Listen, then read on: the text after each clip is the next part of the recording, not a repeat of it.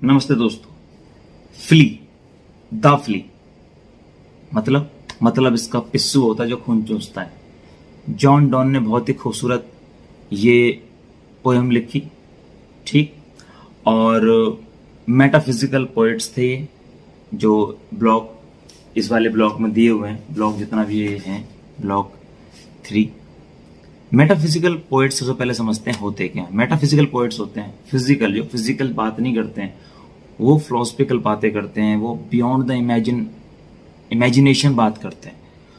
उनकी सोच जो होती है वो बिल्कुल अलग होती है, वो नॉर्मल सोच वाली नहीं होती। उनकी सोच जो नॉर्मल लोग सोचते हैं, एब्स्ट्रैक्ट थिंकर होते हैं वो, मतलब बिल्कुल ही एकदम अलग, ठीक है।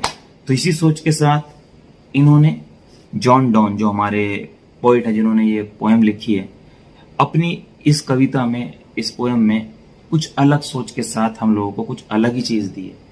बहुत ही अच्छी है, सुन लेते हैं और समझते हैं क्या है ये। और स्टार्ट करने से पहले मैं बता रहा हूँ, अगर टाइम हुआ तो साइड में आपको जो पोएम है उसके जो पूरी स्टेटमेंट भी आ जाएगी, पोएम जो लिखी हुई रिटर्न में। और वैसे तो आगे मैं उसको डिस्क्राइब करूंगा ही सेकंड वाले फेज में, तो टेंशन मत लीजिएगा कि आप थ्योरी बता रहे हैं और रिटर्न में कब आएगा, तो काम हो ही रहा है। और अभी हम आपका कनेक्टिविटी और बेस बहुत अच्छा कर रहे हैं। आप ये मानिए, इतना करके भी आप एग्जाम में बहुत अच्छा कर लेंगे, और जब दूसरा पार्ट आएगा उसमें तो और मजा आएगा, और जो कि जल्दी आ रहा है। जैसे मैंने वादा किया था, मेरी कोशिश ये है कि जल्दी जल्दी मैं ब्लॉग्स को खत्म कर दूं। Okay, let get started. Poet कहता है अपनी प्रेमिका, जो वो चाहता है अपनी प्रेमिका, मतलब उसको प्रेमी तो वो नहीं मान रही, पर वो पसंद करता है उसको, और अपनी समझ लो कि लवर को कह लो, या फिर एक होने वाली प्रेमिका को कह लो, या फिर जिसको पसंद करता है उसको कह लो, ठीक है, ये इशू नहीं है। कि ये जो पिस्सू है, जो तो फ्ली है, इसको मत मारो। वो मारने जा रही थी, आ रहा होगा कि चल मारो मारो मारो। तो भाई इनकी सोच देखना, कितने कमाल की सोच है कि इसको मत मारो। अच्छा, क्यों ना मारो? इसे इसलिए मत मारो कि इसने पहले मेरा खून चूसा, फिर आपका खून चूसा ना, इसके अंदर हम दोनों का खून अब इसके अंदर आ गया है, तो अब हम मिंगल हो गया, हमारा खून मिंगल हो गया, और अब हम जस्ट लाइक शादीशुदा हस्बैंड और वाइफ हो गए, क्योंकि हम दोनों का खून उस पिस्सू में आ गया। और क्योंकि पिस्सू में अब हमारी भी जान है, तुम्हारी भी जान है, और उसकी भी जान है, इसलिए इसको बिल्कुल मत मारो। मारना है ही नहीं इसको, बिल्कुल मत मारो। आप देख रहे हो, सोच कौन सोच सकता है कि मच्छर एक मुझे काट ले, किसी और को काट ले, और फिर मेरा उससे प्यार हो जाए, मतलब दोनों का खून मिक्स हो गया। अच्छा भाई, कोविड के टाइम पे ये सब नहीं हुआ।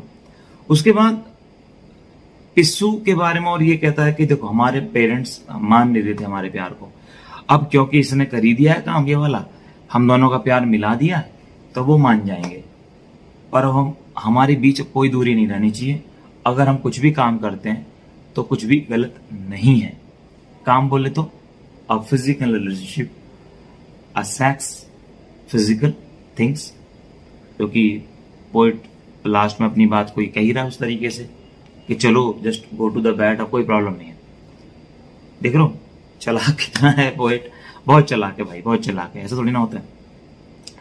अब जब लड़की को पता चलता है कि अच्छा ज्यादा चालाक बन रहा है, तो उससे लेती पिस्सू को मार देती है। ले टिक, अब बोल। तब वो ये कहता है कि देखो, तुम्हारे जो नाखून है ये बैंगनी कलर के हो गए, तुमने इनमें खून लगा हुआ है इसका, और इसका ही नहीं, इसमें तुम्हारा और मेरी फीलिंग्स का खून लगा हुआ है, तुमने इसको मार दिया, और हमारी फीलिंग का क्या होगा, ये कहते हैं पोइट। इसको आपको मतलब जो ये कविता है खत्म हो जाती है।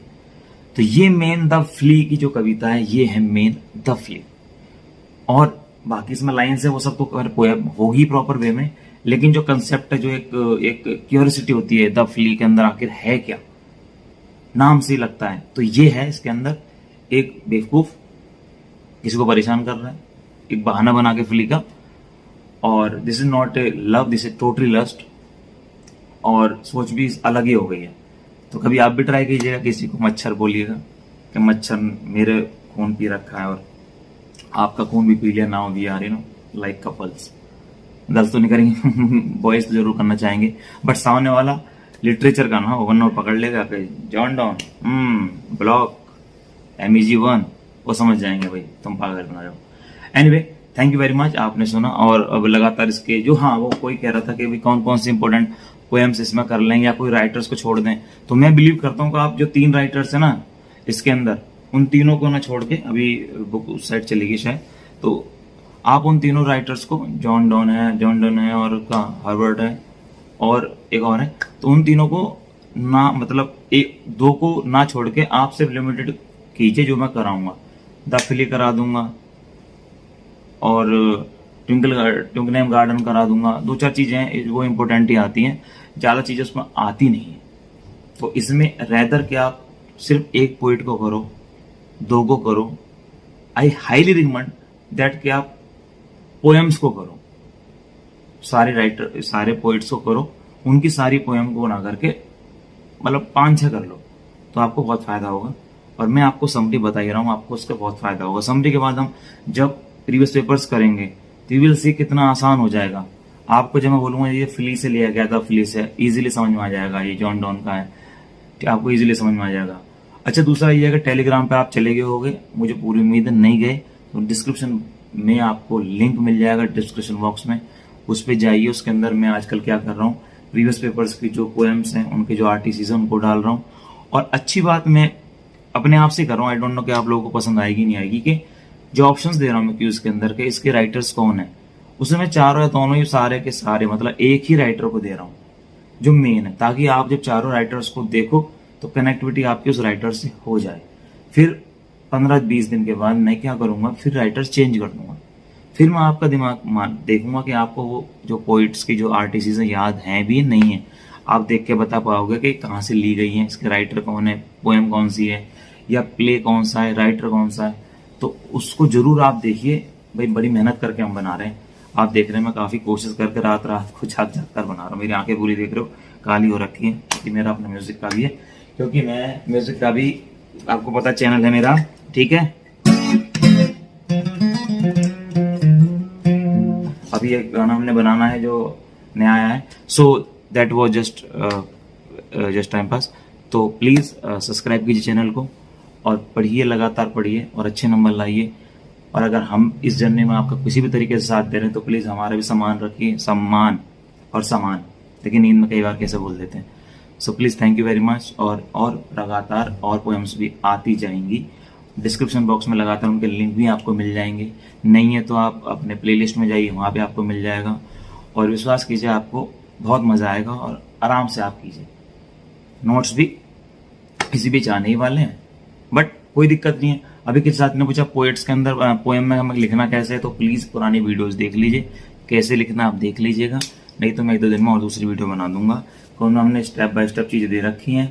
अगर आपको ज्यादा जल्दी है, खुद कर सकते हैं, तो वही टॉपिक पोएम का डाल के इसका क्रिटिकल अप्रिसिएशन उठा लो, दे देगा कोई भी। बनाना आना चाहिए, कितना रटोगे आप, रट सारे नहीं सकते, आपको बस एक कंसेप्ट आना चाहिए, जस्ट लाइक मैथ। ठीक है, क्लियर हो गया? Thank you very much, bye. और सब्सक्राइब जरूर कीजिएगा, अगर नहीं किया तो लाइक कीजिएगा।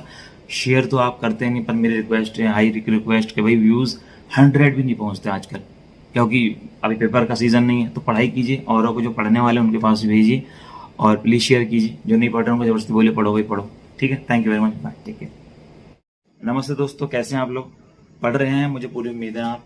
तो जो ब्लॉक 3 है, ब्लॉक 3 का जो पूरा का जो कंसेप्ट है वो मेटाफिजिकल पोइट्स के बारे में मैं पहले बता चुका हूँ।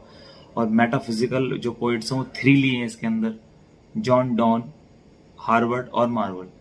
तो इसका दाफली और दाफली मैंने पहले वीडियो में बता दिया है।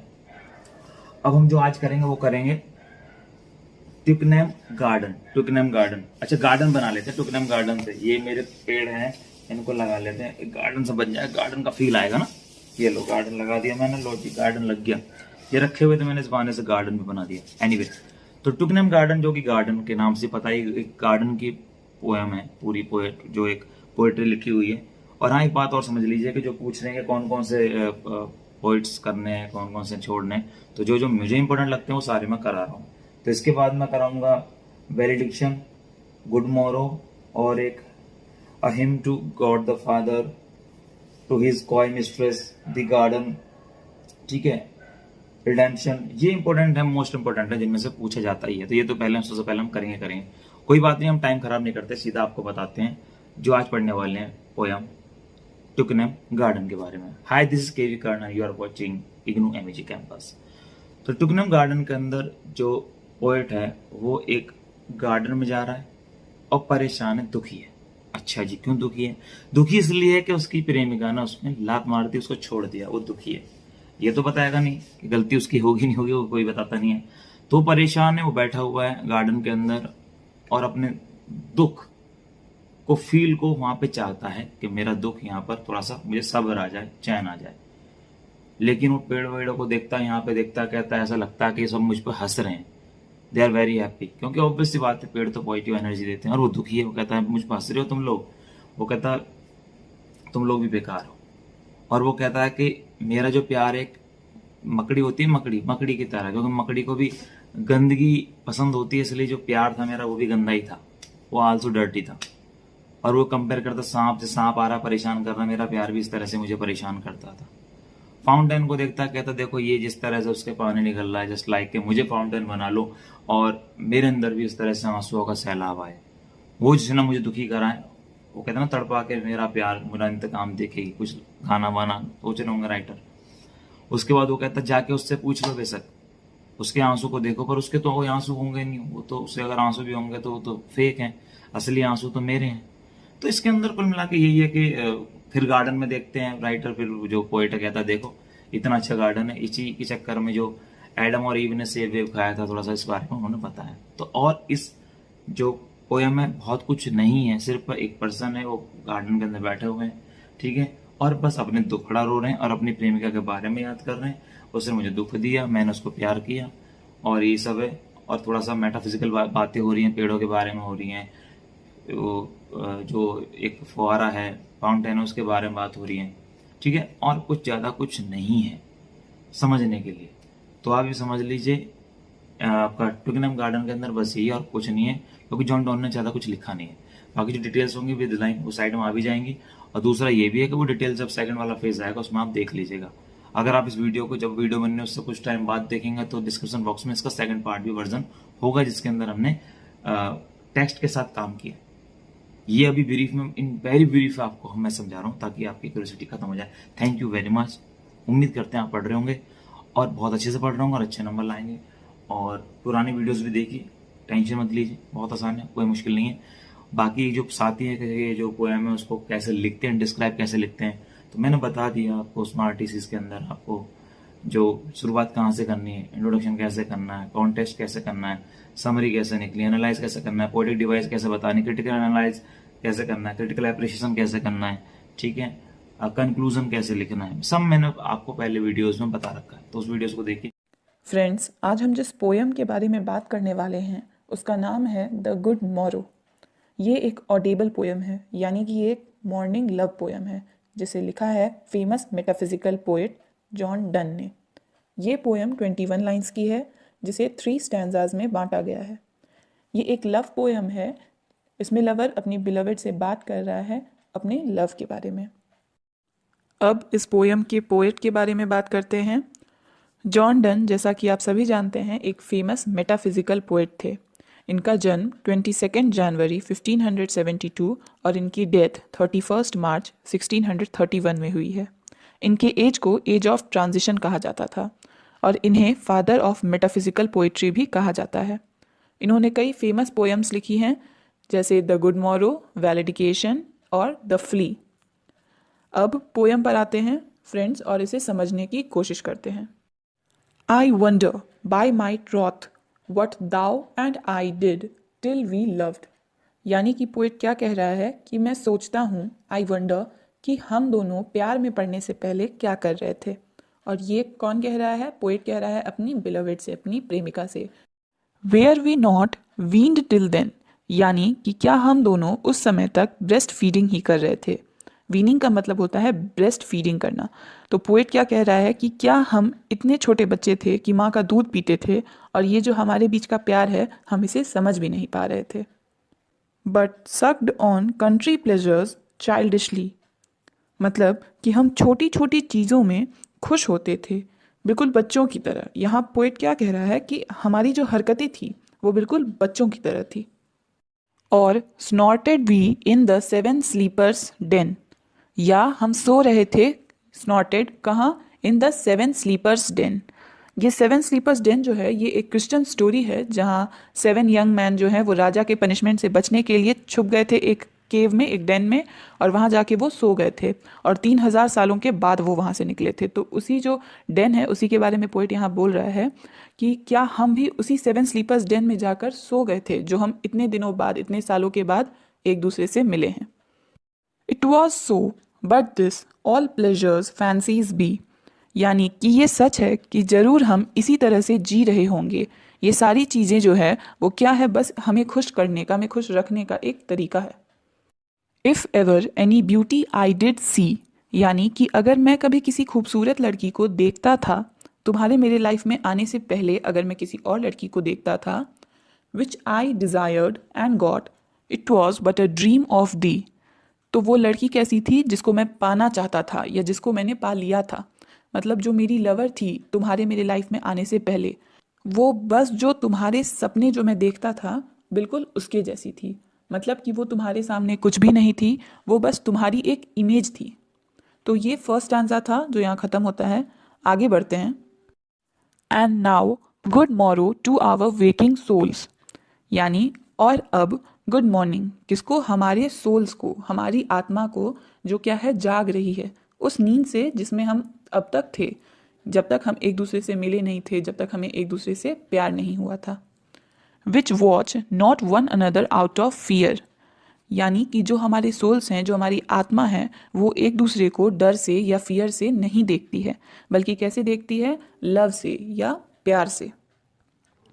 For love all love of other sides controls, मतलब कि जो हमारा प्यार है वो इतना स्ट्रॉन्ग है कि वो हमें दूसरी चीज़ों की तरफ अट्रैक्ट नहीं होने देता है।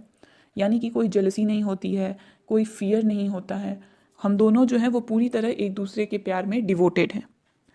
And makes one little room and everywhere, यानी पोएट यहाँ क्या कह रहा है कि ये प्यार, ये जो है वो अपने लिए एक छोटा सा रूम, एक छोटा सा कमरा बना रहा है जो इस दुनिया के बराबर बड़ा है। ऐसा इसलिए क्योंकि इनका ये जो प्यार है वो यूनिवर्सल है, इसलिए ये जहाँ भी जाते हैं वहाँ एक रूम बना लेते हैं अपने लिए, और ये रूम बिल्कुल इस दुनिया के जितना बड़ा होता है, और कहा जाए तो ये दुनिया ही इनका ये रूम है। Let sea discoverers to new worlds have gone. Friends, ये जो टाइम था जॉन डन का, इस टाइम में साइंस जो था वो बहुत तेज़ी से डेवलप हो रहा था और लोग जो थे वो समुद्री यात्राओं पर जाया करते थे। तो वही पोएट यहाँ कह रहा है कि जो खोजी होते हैं, जो एक्सप्लोरर्स होते हैं, वो समुद्र की यात्रा पर जा रहे हैं, नई नई जगहों को खोजने के लिए जा रहे हैं, तो उन्हें जाने दो। Let maps to other worlds on worlds have shown, और क्या है कि लोगों को मैप्स बनाने दो जो क्या करेगा, नई जगह या नई दुनिया का एक नक्शा होगा, वो नई जगहों को दर्शाएगा। Let us possess one world each hath one and is one, पर हमें क्या करना है, हमें खुद में अपनी एक दुनिया बनानी है। हम खुद एक दुनिया है, एक वर्ल्ड है, और ये दुनिया हमारी अपनी है। क्यों? क्योंकि ये हमने बनाई है। तो ये सेकेंड स्टैंजा यहाँ ख़त्म होता है। अब हम आगे बढ़ते हैं थर्ड और लास्ट स्टैंजा में। माई फेस इन दाइन आई, दाइन इन माइन अपीयर्स, यानी यहाँ पोएट क्या कह रहा है, अपनी बिलवेड जो उसकी प्रेमिका है उससे वो कह रहा है कि मेरी जो शक्ल है, जो मेरा फेस है, वो तुम्हारी आंखों में दिखता है, और तुम्हारा जो फेस है वो मेरी आंखों में दिखता है। यहाँ पर रिफ्लेक्शंस की बात हो रही है फ्रेंड्स। जो पोएट का चेहरा है वो उसकी लवर्स की आंख में रिफ्लेक्ट हो रहा है, और जो उसकी लवर है उसका चेहरा पोएट की आंखों में रिफ्लेक्ट हो रहा है। And true plain hearts do in the faces rest, और हमारे जो दिल की सच्चाई है कि हमारा प्यार सच्चा है, ये क्या है, हमारे चेहरों पर नजर आता है। Where can we find two better hemispheres, यानी कि हमें ऐसे दो अलग हेमिस्फीयर्स, ऐसे दो सेमी सर्कल्स कहाँ मिल सकते हैं, और यहाँ ये हेमिस्फीयर्स कौन है, पोएट और उसकी beloved. Without sharp north, without declining west, यानी कि जहाँ क्या ना हो, न नॉर्थ की ठंड हो, यानी जैसे नॉर्थ में पोलर रीजन्स के कारण ठंड होती है, और न वेस्ट का अंधेरा हो। वेस्ट में सूरज डूबता है तो वहाँ क्या होता है, अंधेरा हो जाता है। Whatever dies was not mixed equally, अब आगे पोएट क्या कहता है कि जब कुछ मर जाता है तो वह इसलिए मरता है क्योंकि उसकी शरीर में कुछ इम्बैलेंस हो जाता है, या वो अपने सराउंडिंग्स, अपने आसपास में ठीक से मिक्स नहीं हो पाता है। If our two loves be one यानी कि अगर हम दोनों का प्यार जो है वो एक हो जाए, हम दोनों एक हो जाएं, और thou and I love so alike, या तुम और मैं बिल्कुल एक जैसा प्यार करें, यानी कि या तो हम दोनों का प्यार एक हो जाए या हम दोनों बिल्कुल एक जैसा प्यार करें, तो क्या होगा, that none do slacken none can die, कि तब हमारा प्यार जो है वो कभी किसी से हारेगा नहीं, इतना हमारा प्यार स्ट्रांग होगा और हम कभी मरेंगे नहीं, मतलब कि जो हमारा प्यार है वो हमेशा इस दुनिया में जिंदा रहेगा और हमें भी यहाँ जिंदा रखेगा। तो ये थी पोयम द गुड मॉरो। ये एक थोड़ी फ्रेंड्स, आज की वीडियो में हम बात करेंगे famous metaphysical poet John Donne की एक पोयम के बारे में जिसका नाम है अ वैलेडिक्शन फॉरबिडन मॉर्निंग। फ्रेंड्स, इस पोएम को लिखा गया था 1611 में और इसे पब्लिश किया गया था पोस्ट्यूमसली, यानी जॉन डन की डेथ के बाद। पोएम 36 लाइन्स की है और 9 क्वार्ट्रेन्स यानी 4 लाइन स्टैंजा में बांटी गई है। हर क्वार्ट्रेन की राइमिंग स्कीम है ए बी। फ्रेंड्स, वैलिडिक्शन का मतलब होता है फेयरवेल स्पीच। जब कोई किसी यात्रा पर या सफ़र पर जाता है तो जाने से पहले वो अपने फ्रेंड्स को जो कहता है, अलविदा कहता है, उसे ही वैलिडिक्शन कहा जाता है। इस पोएम में पोएट अपनी बिलवेड से जुदा हो रहा है, एक यात्रा पर जा रहा है और वो अपनी बिलवेड को समझाता है कि तुम आंसू मत बहाओ, उदास मत हो, क्योंकि हमारा प्यार फिजिकल लव नहीं है, हमारा प्यार एक स्पिरिचुअल लव है, हमारी सोल्स एक है, तो हम एक दूसरे से दूर कैसे जा सकते हैं। जब हमारी सोल्स एक हैं तो हम अलग कैसे हो सकते हैं, इसलिए तुम ये आंसू बहाकर रोना बंद करो। फ्रेंड्स, इस पोएम की थीम है लव एंड डिस्टेंस और इसे बहुत ही ब्यूटीफुली इस पोएम में पोएट ने डिस्क्राइब किया है। फ्रेंड्स, जॉन डन एक इंग्लिश मेटाफिजिकल पोएट थे जिनका जन्म हुआ था 22 जनवरी 1572 में और उनकी डेथ हुई थी 31 मार्च 1631 में। वो अपनी sonnets, love poems, religious poems, elegies, songs और सटायर सरमन्स, इन सभी के लिए बहुत ज़्यादा पॉपुलर थे। उनकी फेमस वर्क्स में death B not proud, a वैलेडिक्शन forbidden morning, the flea, the good Morrow, ये सभी पोएम्स शामिल हैं और ये सभी पोएम्स मेटाफिजिकल पोएम्स कहलाती हैं। तो चलिए फ्रेंड्स, अब पोएम पर आते हैं और इसे रीड कर समझने की कोशिश करते हैं। As virtuous men pass mildly away and whisper to their souls to go, यानी जो गुड मैन होते हैं, वर्चुअस मैन मतलब गुड मैन, रिलीजियस मैन, वो जो होते हैं उन्हें डेथ बहुत ही क्वाइटली आती है। वो खुद ही अपनी सोल्स को कहते हैं कि अब तुम इस बॉडी को छोड़ दो और आगे बढ़ जाओ, इस लाइफ से फ्री हो जाओ। While some of their friends do say, मगर उनके कुछ उदास फ्रेंड्स इस बात को ही डिस्कस करते रह जाते हैं, the breath goes now and some say no, यानी कुछ कहते हैं कि उनकी सांसें रुक गई है और कुछ ऐसा नहीं मानते। यानी जो होली मैन होते हैं, रिलीजियस मैन होते हैं, उन्हें डेथ बहुत क्वाइटली आती है, वो आराम से इस दुनिया से पार चले जाते हैं, मगर उनके फ्रेंड्स को ये बात एक्सेप्ट करने में बहुत प्रॉब्लम होती है और वो सोच में ही रह जाते हैं कि क्या उनकी डेथ हुई है या नहीं हुई है। So let us melt and make no noise, तो हमें भी उन गुड मैन की तरह एक दूसरे से विदा लेना चाहिए। इस तरह मानो हमारी डेथ हो गई है, डेथ के कारण हम एक दूसरे से अलग हो गए हैं और हमें ये बिल्कुल साइलेंटली करना है, बिना शोर मचाए। No tear floods nor sigh tempests move, यानी ना ही कोई आंसुओं की बाढ़ चाहिए और ना ही कोई आहें भरता हुआ तूफान चाहिए। बिल्कुल शांति से हमें विदा होना है, हमें रोना नहीं है, आहें नहीं भरनी है, अपने प्यार को हमें दुनिया को दिखाने की ज़रूरत नहीं है।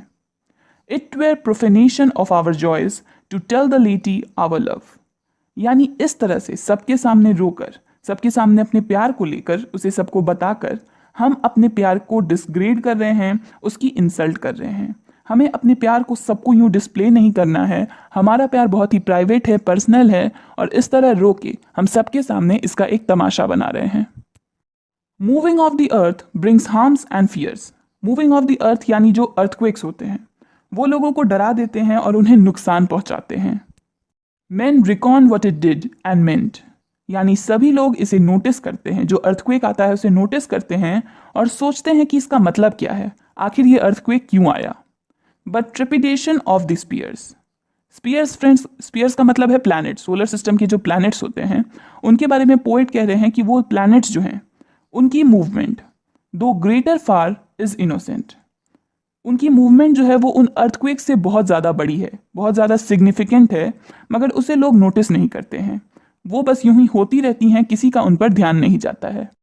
यानी पोएट यहाँ पर अपने प्यार को प्लैनेट्स की मूवमेंट की तरह मानते हैं। वो मानते हैं कि उनका प्यार इतना ज़्यादा सिग्निफिकेंट है, इतना बड़ा है कि लोगों को उसे नोटिस नहीं करना चाहिए, जबकि जो ऑर्डिनरी लवर्स होते हैं उनका प्यार अर्थक्वेक की तरह होता है, सबका ध्यान उन्हीं पर चला जाता है। डल सबलुनरी लवर्स लव, यानी बोरिंग ऑर्डिनरी लोगों का जो प्यार होता है। Whose soul is sense cannot admit absence, वो पूरी तरह से फिजिकल लव होता है जो केवल उनके सेंसेस के कारण है, और इसलिए ये प्यार डिस्टेंस हैंडल नहीं कर सकता है। अपने लवर के बिना वो रह नहीं सकता है। जैसे ही उनके बीच में दूरी आती है उनका प्यार मिट जाता है। Because it doth remove those things which एलिमेंटेड it, और ऐसा इसलिए है क्योंकि एक दूसरे से दूर होने के कारण उनका जो फिजिकल बॉन्ड है वो टूट जाता है, और उनका प्यार इसी फिजिकल बॉन्ड पर बेस्ड था, इसलिए वो प्यार भी खत्म हो जाता है। ये लवर्स जो हैं इनका प्यार कोई स्पिरिचुअल लव नहीं है बल्कि फिजिकल लव है। जैसे ही दोनों के बीच में दूरी आ जाती है, दोनों लवर्स के बीच में दूरी आ जाती है, ये प्यार भी वहीं खत्म हो जाता है। But we by a love so much refined, मगर हमारा प्यार इससे ज़्यादा स्पेशल है, ज़्यादा रिफाइंड है, that ourselves know not what it is, कि हम नहीं जानते कैसा लगता है। Interassured of the mind, careless eyes lips and hands to miss, यानी हमें नहीं मालूम कि कैसा लगता है अपने माइंड को एश्योर करना और किसी के आइज लिप्स या हैंड्स को मिस करना, किसी की बॉडी को मिस करना। ये सब हमें नहीं आता क्योंकि हमारा प्यार तो फिजिकल लव है ही नहीं। हम एक दूसरे की बॉडी को नहीं मिस करते, एक दूसरे की सोल को मिस करते हैं। Our two souls therefore which are one, और इसलिए हमारी ये दो सोल्स मिलकर वन फाइनाइट सोल बन गई है। हमारी सोल हमारे प्यार के कारण एक हो गई है। दो I must go endure not yet a breach, यानी भले ही मुझे जाना होगा मगर मेरा जाना हमारे प्यार को ब्रेक नहीं करेगा, उसे ब्रीच नहीं करेगा, हमें एक दूसरे से दूर नहीं करेगा। But an expansion like gold to airy thinness beat, बल्कि हमारा प्यार जो है वो फैलेगा, एक्सपैंड करेगा गोल्ड की तरह, जिसे हैमर से मारने पर वो फैल जाता है। उसी तरह हमारा प्यार भी फैल जाएगा और हमारे बीच की ये जो दूरी आएगी मेरे इस जर्नी के कारण उसे कवर कर लेगा। If they be two they are two so as stiff twin compasses are two, यानी अगर दो लवर्स की सोल एक नहीं हुई है, अलग अलग दो इंडिविजुअल सोल है, तो उनकी ये सोल किसी कंपस के लेग्स की तरह जुड़ी हुई है। उनके बीच में एक गहरा कनेक्शन है, वो हमेशा साथ रहेंगी, कभी अलग नहीं हो पाएंगी। जिस तरह कंपस की जो दोनों लेग्स होती हैं वो बिल्कुल एक साथ होती हैं, जुड़ी हुई। Thy soul the fixed foot makes no show to move but doth if the other do, यानी तुम्हारी सोल कंपस की उस फिक्स्ड फूट की तरह है जो खुद तो मूव नहीं करना चाहती है, लेकिन अगर उसका दूसरा पार्ट, वो दूसरा लवर मूव करता है तो वो भी उसके हिसाब से खुद को एडजस्ट कर लेती है। And though it in the centre sit, और भले ही जो स्टेशनरी फूट है कंपस का वो बीच में फिक्स रहता है, बिल्कुल सेंटर पर, yet when the other far doth roam it leans and hearkens after it, यानी जब दूसरा फूट उससे दूर जाता है पहले फूट से, तो वो स्टेशनरी फूट झुक जाता है, उसके पास आ जाता है, मानो वो अपने पार्टनर से दूर नहीं होना चाहता। इन कंपस के दोनों लेग्स के बीच में ऐसी ही कनेक्शन होती है। And grows erect as that comes home, और जब वो दूसरा फूट वापस से उसके पास आ जाता है तो वो फिक्स फूट फिर से सीधा खड़ा हो जाता है, उसे झुकने की ज़रूरत नहीं होती है। यानी यहाँ पर पोएट अपने लव को समझा रहे हैं, अपनी बिलवेड को, कि जिस तरह मैं भी तुमसे दूर जाऊंगा तो हम भी कंपस की लेग्स की तरह हैं, हम दूर नहीं होंगे, हमारा कनेक्शन है, हम जुड़े रहेंगे, और तुम भी कंपस की उस फिक्स्ड फूट की तरह मेरी तरफ झुकी रहोगी, हमेशा मेरी तरफ अट्रैक्टेड रहोगी, और जब मैं तुम्हारे पास लौट आऊँगा तो तुम वापस से नॉर्मल हो जाओगी, मुझे मिस करना बंद कर दोगी। Such will thou be to me who must like the other foot obliquely run, यानी तुम भी मेरे लिए उस स्टेशनरी फूट की तरह हो जो मेरी तरफ झुकेगी, मुझे खुद से कनेक्टेड रखेगी। जब मैं कहीं दूर जाऊंगा किसी खास रास्ते पर, तुम मुझे कभी खुद से दूर नहीं जाने दोगी। उस स्टेशनरी फूट की तरह तुम भी मेरे साथ अपना कनेक्शन बनाए रखोगी, जहां मैं जाऊंगा उस ओर तुम भी झुकोगी। Thy firmness makes my circle just, और तुम्हारी ये फर्मनेस, तुम्हारा ये फिक्स पॉइंट मेरे सर्कल को कंप्लीट करता है, मेरे इस रास्ते को कंप्लीट करता है कि मुझे कहाँ शुरू करना है और वापस कहाँ लौट कर आना है। And makes me end where I begin, और मुझे दोबारा वहीं ले आता है जहाँ से मैंने शुरू किया था, यानी तुम्हारे पास। यानी भले ही हमारे बीच में दूरियां आएंगी मेरी इस जर्नी के कारण, लेकिन जिस तरह कंपस का वो मूवमेंट करने वाला फूट उस स्टेशनरी फूट के पास लौट आता है, ठीक मैं भी तुम्हारे पास लौट आऊँगा अपने सर्कल को पूरा करके। यानी जैसे ही मेरी जर्नी कंप्लीट होगी मैं तुम्हारे पास लौट आऊँगा। और इसलिए अब तुम उदास मत हो, ये आंसू मत बहाओ, क्योंकि हमारा प्यार तो इन सभी चीज़ों से परे है। फ्रेंड्स, यहाँ पर ये पोएम खत्म होती है। पोएम में पोएट ने बहुत ही ब्यूटीफुली अपने और अपने बिलवेड के बीच में आने वाली डिस्टेंस को डिस्क्राइब किया है, किस तरह उसका उनके लव पर कोई फर्क नहीं पड़ेगा, और साथ ही अपने लव को बाकी सभी लवर्स से कंपेयर। फ्रेंड्स, आज के वीडियो में हम बात करेंगे जॉन डन की एक फेमस पोएम के बारे में जिसका नाम है a hymn to God the Father. ये एक रिलीजियस और डिवोशनल पोएम है। ये पोएम एक हिम है, यानी कि एक रिलीजियस सॉन्ग है, एक प्रेयर है, जहां पोएट गॉड से माफी मांगता है और चाहता है कि गॉड उसे फॉरगिव कर दें उन सभी सिंस के लिए जो उसने अपनी लाइफ टाइम में किए हैं। पोएट का कहना है कि ये दुनिया जो है वो पापों से भरी हुई है, सिंस से भरी हुई है, और भले ही वो उन सब का जिम्मेदार नहीं है, पर उसने भी बहुत पाप किए हैं और साथ ही उसने अपने सिंस को एंजॉय किया है, जो और भी बुरा है, और उसे डर है कि उसे कभी गॉड की फॉरगिवनेस नहीं मिलेगी। साथ ही वो ये भी कहता है कि उसने अपने पापों के थ्रू, अपने सिंस के थ्रू दूसरे लोगों को भी सिंस करने के लिए फोर्स किया है या उनके लिए एक दरवाज़ा खोल दिया है ताकि वो भी पाप कर सकें, और इसलिए उसने और भी ज़्यादा गलत कर दिया है। और अब उसे इस बात का डर हो रहा है, वो इस बात से परेशान है कि गॉड उसे कभी माफ़ नहीं करेंगे, और इसलिए वो उनसे प्रे कर रहा है, विनती कर रहा है। पोएम की थीम है फॉरगिवनेस, यानी पोएट जो फॉरगिवनेस मांग रहा है गॉड से अपने सभी सिंस के लिए जो उसने अपनी पूरी लाइफ टाइम में किए हैं। फ्रेंड्स, ये पोएम 18 लाइंस की है जो 3 सेस्टेट्स यानी कि 6 लाइन स्टैंजा में बांटी गई है। हर सेस्टेट की राइमिंग स्कीम है A B A B A B. Friends, John Donne एक मेटाफिजिकल पोएट थे, बहुत ही फेमस पोएट हैं ये। इनकी बर्थ हुई थी 22 जनवरी 1572 में और इनकी डेथ हुई थी 31 मार्च 1631 में। इनके एज को एज ऑफ ट्रांजिशन भी कहा जाता था, और इनकी फेमस पोएम्स में शामिल हैं द गुड मॉरो, वेलेडिकेशन और द फ्ली। तो चलिए फ्रेंड्स, अब पोएम पर आते हैं और इसे लाइन बाय लाइन रीड कर समझने की कोशिश करते हैं। Wilt thou forgive that sin where I begun? Friends, इस पोएम में ओल्ड इंग्लिश टर्म्स का यूज हुआ है। विल्ट का मतलब होता है विल और दाव का मतलब होता है यू, और यहाँ ये जो दाव है ये वर्ड यूज हुआ है गॉड के लिए, यानी भगवान के लिए। फ्रेंड्स, पोएट कहता है कि क्या आप उस पाप के लिए, उस सिन के लिए मुझे माफ करोगे जब मेरी शुरुआत हुई थी। यहाँ आई सभी ह्यूमन बींग्स को दर्शाता है, तो उन पापों के लिए माफी मांगी जा रही है जो सबसे पहले ह्यूमन बींग्स ने की थी, और वो कौन थे? तो एडम और ईव। विच वॉज माई सिन दो इट वेयर डन बिफोर, और ये मेरा पाप भी था, भले ही ये मेरे जन्म से पहले हुआ था। मेरा इसमें भले ही कोई हाथ नहीं था, कोई ये मेरा पार्ट नहीं था, मगर ये मेरा भी सिन है और मुझे भी इसका बोझ अपने सिर पर लेना ही होगा। फ्रेंड्स, यहाँ कौन से सिन की बात हो रही है? तो जो ओरिजिनल सिन कहा जाता है, जो सिन किया था एडम और ईव ने। एडम और ईव कौन थे? तो वो गॉड के बनाए पहले ह्यूमन बींग्स थे जो गॉड के साथ गार्डन ऑफ ईडन में रहा करते थे, हेवन में। और गॉड ने क्या कहा था कि वो उस गार्डन के कोई भी पेड़ का फल खा सकते हैं, सिर्फ जो फॉरबिडन ट्री का एप्पल था सिर्फ उसे वो नहीं खा सकते हैं, क्योंकि वो नॉलेज का पेड़ था। वो खाने के लिए, उसका फल खाने के लिए गॉड ने उन्हें मना किया था। मगर फिर भी सैटर्न के कहने पर, जो एक स्नेक का रूप बना के आया था, और उसने ईव को कहा कि वो फल खा लो, और ईव ने वो फल खा लिया और अपने साथ ही एडम को भी वो फल खिला दिया। और यहाँ पर उन्होंने गॉड के कमांड को डिसोबे किया। इसे ही ओरिजिनल सिन माना जाता है, क्योंकि इसके बाद क्या हुआ कि गॉड उनसे बहुत नाराज हो गए और उन्होंने उन्हें वहां से, हेवन से निकाल दिया और अर्थ पर फेंक दिया। तो ये थी ओरिजिनल सिन जो सबसे पहले ह्यूमन बींग्स ने की थी, और गॉड का कहना है कि ये जो पाप है इसकी सजा पूरी ह्यूमैनिटी को मिलेगी। सारी जो मानव जाति है उसे इस पाप की सजा मिलेगी जो सबसे पहले ह्यूमन बींग्स ने की थी। और यहाँ पोएट भी उसी सिन के बारे में बात कर रहा है कि भले ही ये सिन के समय में उसका जन्म नहीं हुआ था, इस सिन में उसका कोई पार्ट नहीं है, मगर फिर भी ये सिन जो है उसका भी है और उसे भी इसके लिए फॉरगिव किया जाना चाहिए। Wilt thou forgive that sin through which I run? यानी क्या आप उस पाप के लिए मुझे माफ करेंगे जो पाप मैं अभी भी कर रहा हूं।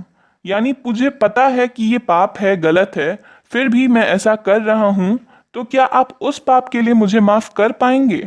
And do run still, though still I do deplore. Friends, deplore का मतलब होता है घृणा करना, नफरत करना। यानी कि मैं उन सिंस से नफरत करता हूँ, घृणा करता हूँ, मगर फिर भी मैं उनसे दूर नहीं हो पाता, बल्कि अभी भी वो पाप करता जा रहा हूँ। तो क्या इस तरह के पाप जो मैं अभी भी कर रहा हूँ, ये जानते हुए कि वो गलत हैं, उनसे नफरत करता हूँ, फिर भी किए जा रहा हूँ, इसके लिए क्या आप मुझे माफ कर पाएंगे? When thou hast done, thou hast not done. Friends, यहाँ दाव का मतलब है यू और हैस्ट का मतलब हुआ हैज। तो पोएट का कहना है कि यानी कि जब आपको लगेगा कि आपने मेरे सभी सिंस को फॉरगिव कर दिया है, मेरे सभी पापों को माफ कर दिया है, तो वैसा नहीं होगा। यानी आपने सभी पापों के लिए मुझे माफ नहीं किया होगा। फॉर आई हैव मोर, क्योंकि मेरे पास अभी भी और पाप हैं। मेरे पाप यहाँ पर खत्म नहीं होते हैं, क्योंकि मैं उनसे दूर नहीं हो पा रहा हूँ। मैं अभी भी पाप किए जा रहा हूँ, और मेरे पास कुछ पाप ऐसे भी हैं जो मैंने अभी तक आपको नहीं बताए हैं। Wilt thou forgive that sin which I have won others to sin? यानी क्या आप मुझे उन सिंस के लिए, उन पापों के लिए क्षमा करेंगे जिनसे मैंने दूसरों को पाप करने के लिए फोर्स किया है। यानी मैंने कुछ ऐसे पाप किए हैं जिनके बाद दूसरे लोग भी मेरी तरह पाप करने को मजबूर हो गए हैं। क्या इसके लिए आप मुझे माफ करेंगे? And made my sin their door, और मेरे पाप ने उन दूसरे लोगों के लिए एक दरवाजा का काम किया है। उस दरवाजे से होकर सभी इस पाप की दुनिया में आ गए हैं और पाप करने लगे हैं। Wilt thou forgive that sin which I did shun a year or two? Friend, शन का मतलब होता है खुद से दूर करना। तो पोइट कह रहा है कि क्या आप मुझे उस पाप के लिए भी माफ कर सकते हैं जिन्हें मैंने 1-2 सालों तक तो खुद से दूर कर दिया, उन्हें नहीं किया, मगर but wallowed in a score. Friend, score का मतलब होता है 20। तो पोएट कह रहा है कि भले ही मैंने वो पाप 1-2 सालों तक नहीं किया, मगर जब मैं उन्हें दोबारा करने लगा तो मैंने उन्हें 20 बार किया। यानी भले ही 1-2 साल नहीं किया, लेकिन उनका भी हिस्सा कर लिया। 20 बार मैंने एक ही पाप को दोहरा कर किया है। तो क्या अब इसके लिए भी मुझे आप माफ कर पाइएगा? ये सब कुछ जानते हुए मैंने अपने पाप दोहराए हैं, क्या इसके लिए मुझे आप माफ कर सकते हैं? When thou hast done, thou hast not done. यानी कि जब आपको लगेगा कि आपने मेरे सभी सिंस को फॉरगिव कर दिया है, तो वैसा नहीं हुआ होगा।